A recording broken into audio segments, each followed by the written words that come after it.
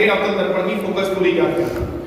इसके लिए आपको क्या क्या उपकरण लेते हैं, इसको बोलते हैं प्रकाशिक लेंस। क्या बोलते हैं बेटा? Optical lens. ये है कि आपके ऊर्ध्वाधर स्टैंड, ये है आपकी दो नुकीली पिनें, और ये क्या है बेटा? आपका अवतल दर्पण। अब अवतल दर्पण किसे कहते हैं?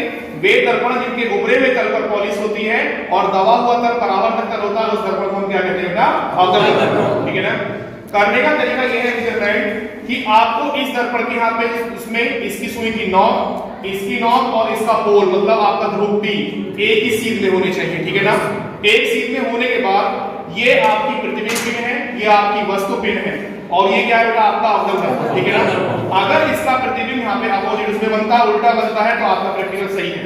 फिर उसके अकॉर्डिंग U क्या है, V क्या है और F क्या है। प्रिंसिपल में आपको हमने समझाया था 1/f बराबर 1/v प्लस 1/u।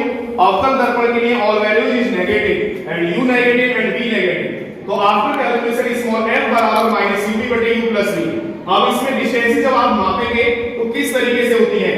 आपका ये वस्तु पिन थी u, दर्पण के ध्रुव से वस्तु तक की दूरी को हम क्या कहते हैं? u कहते हैं, और दर्पण के ध्रुव से प्रतिबिंब तक की दूरी को हम क्या कहते हैं? v कहते हैं। तो आप यहां से लेके इसके मिड पॉइंट से और इस मिड पॉइंट तक आप माप लेंगे, तो ये है आपका स्मॉल v, और इसके मिड पॉइंट से आप यहां पे इसके मिड पॉइंट तक माप लेंगे, ये क्या है आपका।